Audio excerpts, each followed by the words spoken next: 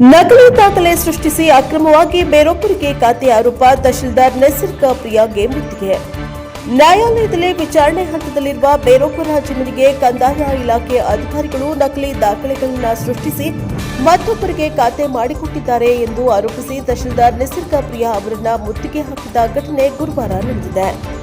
ತಾಲೂಕಿನ ಬೆಟ್ಟದಪುರ ಹೋಬಳಿ ದೊಡ್ಡೇಗೌಡನಕೊಪ್ಪಲು ಗ್ರಾಮದ ರೈತ ಡಿಪಿ ನಾಗೇಶ್ ಕುಟುಂಬದವರು ಸುಮಾರು 50 ರೈತರ ಜೊತೆಗೂಡಿ ತಾಲೂಕು ಆಡಳಿತ ಭವನದಲ್ಲಿರುವ ತಹಶೀಲ್ದಾರ್ ನಸೀರ್ ಪ್ರಿಯಾ ಅವರಿಗೆ ಮುತ್ತಿಗೆ ಹಾಕಿ ತಮ್ಮ ಆಕ್ರೋಶವನ್ನು ವ್ಯಕ್ತಪಡಿಸಿದರು. ಈ ಸಂದರ್ಭದಲ್ಲಿ ಡಿಪಿ ನಾಗೇಶ್ ಮಾತನಾಡಿ, ನಾಗನಹಳ್ಳಿ ಸರ್ವೆ ನಂಬರ್ 145/2ರಲ್ಲಿ ನಮ್ಮ ಕುಟುಂಬದ ಸಣ್ಣೇಗೌಡ, ಕಲ್ಲೇಗೌಡ ಹಾಗೂ ಜವರೇಗೌಡ ಅವರಿಗೆ ಸೇರಿದ 3.26 ಎಕರೆ ಜಮೀನು ಇದೆ.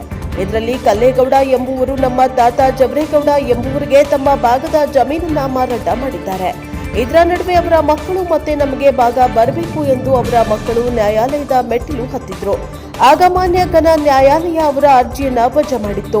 ಹೀಗಿರುವಾಗ 2014ರಲ್ಲಿ ಕಲ್ಲೇಗೌಡ ಮತ್ತು ಸಣ್ಣೇಗೌಡರ ಮಕ್ಕಳು ನ್ಯಾಯಾಲಯದ ಮೊರೆ ಹೋಗಿ ನ್ಯಾಯಾಲಯದಲ್ಲಿ ಇನ್ನೂ ವಿಚಾರಣೆ ನಡೆಯುತ್ತಿದೆ. ಇದರ ನಡುವೆ ನಮ್ಮದೇ ಗ್ರಾಮದ ಅಣ್ಣೇಗೌಡ ಮತ್ತು ರಾಮೇಗೌಡ ಎಂಬುವರು 2025ರಲ್ಲಿ ಹೆಣ್ಣು ಮಕ್ಕಳ ಹೆಸರಿನಲ್ಲಿ ಅಕ್ರಮವಾಗಿ ನಕಲಿ ದಾಖಲೆಗಳನ್ನು ಸೃಷ್ಟಿಸಿ ಅಕ್ರಮವಾಗಿ ಖಾತೆಯನ್ನ ಮಾಡಿಸಿಕೊಂಡಿದ್ದಾರೆ. ಈ ಭೂಮಿ ನಮ್ಮ ಕುಟುಂಬದ ಪಿತ್ರಾರ್ಜಿತ ಆಸ್ತಿ. ಈ ಆಸ್ತಿಗೂ ಅಣ್ಣೇಗೌಡ ಮತ್ತು ರಾಮೇಗೌಡರಿಗೂ ಯಾವುದೇ ಸಂಬಂಧವಿಲ್ಲ. ಹೇಗಿದ್ದರೂ ಬೆಟ್ಟದಪುರ ಹೋಬಳಿಯ ಗ್ರಾಮ ಲೆಕ್ಕಾಧಿಕಾರಿ ನಿರಂಜನ್, ಅಂದಿನ ರಾಜಸ್ವ ನಿರೀಕ್ಷಕ ಅಜ್ಮಲ್ ಶರೀಫ್ ಹಾಗೂ ತಹಶೀಲ್ದಾರ್ ನಸೀರ್ ಪ್ರಿಯಾ ಅವರು ರಾಮೇಗೌಡ ಮತ್ತು ಅಣ್ಣೇಗೌಡರಿಂದ ಲಂಚ ಪಡೆದು ನಕಲಿ ದಾಖಲೆಗಳನ್ನು ಸೃಷ್ಟಿಸಿ ನಮ್ಮ ಭೂಮಿಯನ್ನು ಅವರಿಗೆ ಅಕ್ರಮವಾಗಿ ಖಾತೆಯನ್ನ ಮಾಡಿಕೊಟ್ಟಿದ್ದಾರೆ ಎಂದು ಆರೋಪಿಸಿದರು.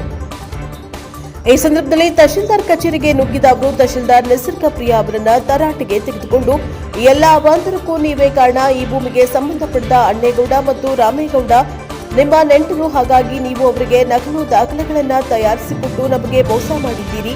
ಇದನ್ನ ಸರಿಪಡಿಸದಿದ್ರೆ ನಮ್ಮ ಕುಟುಂಬದ 30 ಜನರು ನಿಮ್ಮ ಹೆಸರನ್ನ ಬರೆದಿಟ್ಟು ಇಲ್ಲೇ ವಿಷವನ್ನ ಸೇವಿಸಿ ಆತ್ಮಹತ್ಯೆ ಮಾಡಿಕೊಳ್ತೇವೆ ಎಂದು ಆಕ್ರೋಶವನ್ನ ವ್ಯಕ್ತಪಡಿಸಿದರು.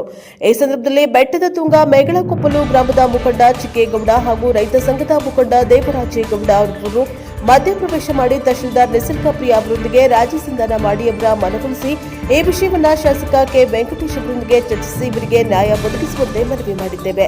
ಇಡೀ ಗ್ರಾಮದ ಜನರಿಗೆ ಗೊತ್ತಿದೆ, ಇದು ಇವರ ಕುಟುಂಬದ ಆಸ್ತಿ. ಇವರ ಪೂರ್ವಿಕರು 10 ವರ್ಷಗಳಿಂದ ಈ ಭೂಮಿಯಲ್ಲಿ ಅನುಭವ ಹೊಂದಿ ಉಳುಮೆ ಮಾಡಿಕೊಂಡು ಬರ್ತಾ ಇದ್ದಾರೆ.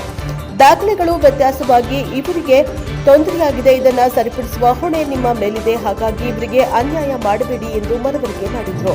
ಈ ಸಂದರ್ಭದಲ್ಲಿ ಮುಖಂಡರಾದ ಪ್ರಭುಗೌಡ, ಮಧು, ಬಸವರಾಜು, ನಾಗೇಗೌಡ, ಕಲ್ಲೇಶ್, ಈರಯ್ಯಾಚಾರ್, ಯಶೋಧರ, ಸಾಲು ಕೊಪ್ಪಲು, ಕಿಟ್ಟಿ, ಪುಟ್ಟರಾಜು, ಅಲ್ಪನಾಯಕನಹಳ್ಳಿ ಭೀಮಾ, ಡಿಜಿ ಕೊಪ್ಪಲು, ಪ್ರಸನ್ನ, ರೇವಣ್ಣ, ಸತೀಶ್, ಮಧು, ಸುರೇಶ್, ನಾಗರಾಜ್, ಹರೀಶ್, ನಾಗೇಶ್, ಕುಟುಂಬಸ್ಥರಾದ ಜವರೇಗೌಡ, ಸಣ್ಣ ತಮ್ಮೇಗೌಡ, ಪುಟ್ಟ ತಮ್ಮೇಗೌಡ, ಲಲಿತಮ್ಮ, ತಾಯಮ್ಮ, ಲೋಕೇಶ್, ಸವಿತಾ, ಯಶೋಧ, ಕಲ್ಪನಾ, ತಮ್ಮೇಗೌಡ, ಜಗಣ್ಣ ಸೇರಿದಂತೆ ಮತ್ತಿತರರು ಉಪಸ್ಥಿತರಿದ್ದರು. Bureau report, fresh power TV, Piriyapatna. ಅಧಿಕಾರಿಗಳ ನಿರ್ಲಕ್ಷ್ಯತನದಿಂದ ಇವತ್ತು ನಮ್ಮ ಬದುಕು ನಮ್ದು ಕುಟುಂಬ ರೋಡ್ ಬಂದಿದೆ. ನಾವು ರೋಡ್ ಬರೋ ಕಾರಣ ಅಧಿಕಾರಿಗಳ ಕಾರಣ ಇಲ್ಲ ಸರ್. ಅಧಿಕಾರಿಗಳು ಬಗೆಹರಿಸಿಕೊಡ್ಲಿಲ್ಲ ಅಂದ್ರೆ ನಾವು ಕೋರ್ಟ್ ಕಚೇರಿ ಹತ್ತಕ್ಕೆ ದುಡ್ಡು ಕಾಸಿಲ್ಲ ಸರ್. 10 ವರ್ಷದಿಂದ ತಿಂಡಿ ಸಾಕಾಗ್ಬಿಟ್ಟಿವಿ. ಅಧಿಕಾರಿಗಳು ಮಾಡಿರೋ ತಪ್ಪ ಬಗೆಹರಿಸಿಕೊಡ್ಲಿಲ್ಲ ಅಂದ್ರೆ ನಾವು ಇದೇ ಅಧಿಕಾರಿಗಳ ಹೆಸರು ಬರ್ತಿಬಿಟ್ಟು ಇಲ್ಲೇ ವಿಷಯ ಕುಡಿದು ಇಲ್ಲೇ ಪೆಟ್ರೋಲ್ ಹಚ್ಕೊಂಡು ನಾವು ಸಾಯಕ್ಕೆ ಸಿದ್ಧ ಇದ್ದೀವಿ ಸರ್.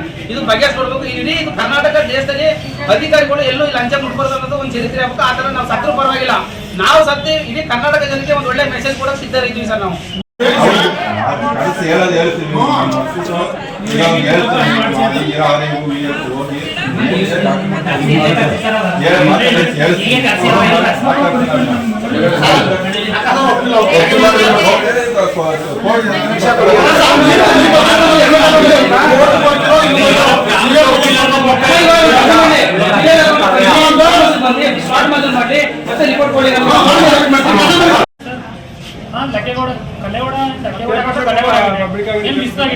ಅದರಲ್ಲೂ ಈ ತರ ಅಧಿಕಾರಿಗಳು ಉತ್ಸವ ಮಾಡ್ಕೋಬೋದಾ? ನಾವು ಚಿಕ್ಕವರಿಂದ ನೋಡ್ತಾ ಇದ್ದೀವಿ ಸರ್. ಈಗ ಎಲ್ಲರೂ ಗೊತ್ತಿ ಹಿರಿಯರು ಬಂದಿದ್ದಾರೆ, ಎಲ್ಲ ನೋಡಿದ್ದಾರೆ, ಕೇಳಿದ್ದಾರೆ ಎಲ್ಲರೂ.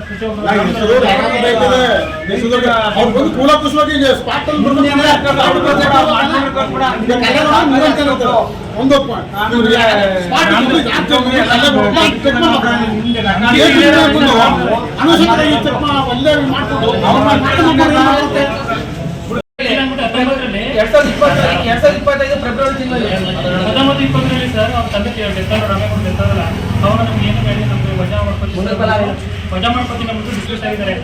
ಆದ್ರೂ ಮುಖಾಂತರವಾಗಿ ಖಾತೆ ದುರ್ಖಾತೆ ಮಾಡ್ಕೊಂಡು ಈ ಥರ ದುಡ್ಡು ಅಂತ ಪಡ್ಕೊಂಡು ಈ ಥರ ಅಧಿಕಾರಿಗಳಿಗೆ ಈ ಥರ ಮಾಡ್ಬೋದು ಸರ್. ಈ ಥರ ಎಲ್ಲರೂ ಕರ್ನಾಟಕ ಇಡೀ ಎಲ್ಲ ನೋಡಬೇಕು ಜನತೆ.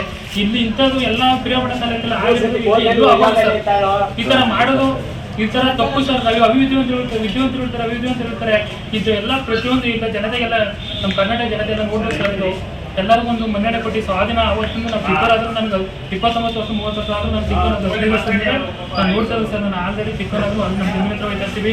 ಅವತ್ತಿನ ಕಾಲದಿಂದ ಹೋಗಿದೆ ಸರ್.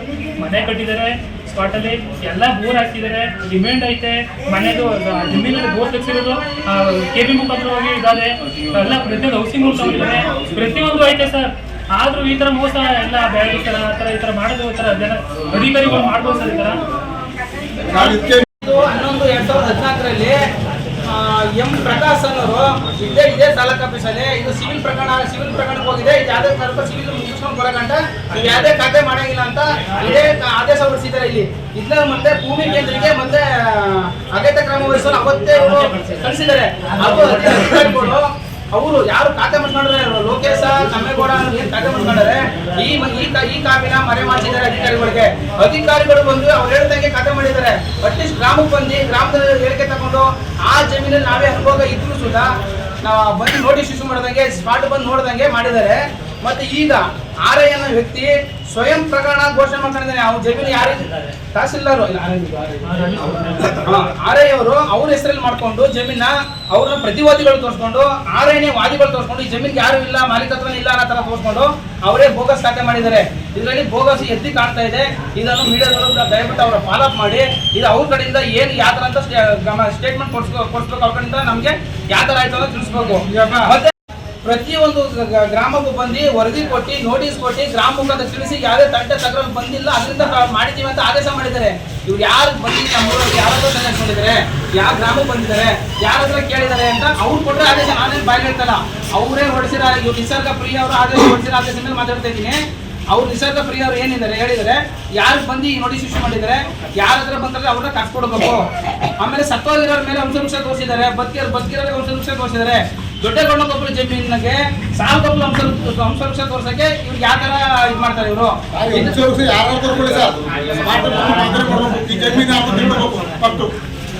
ವಂಶವೃಕ್ಷ ಯಾರು ಕೊಡ್ತಾರೆ ವಂಶವೃಕ್ಷ ಬೇಕಾಗಿರೋದೇನು ಈ ಜಮೀನು ಯಾರು ಸ್ಮಾರ್ಟ್ ಯಾವುದು ದಕ್ಷಿಣ ಯಾರು ಈ ಜಮೀನು ಮುಖ ಯಾರವ್ರೆ ಇದು ಅಲ್ಲಿ ಎಲ್ಲಿಂದ ಬಂದು ಅವ್ರವ್ರಿಗೂ ಏನು ಸಂಬಂಧ ಅದನ್ನು ವಿಚಾರ ಖಾತೆ ಮಾಡಬೇಕು.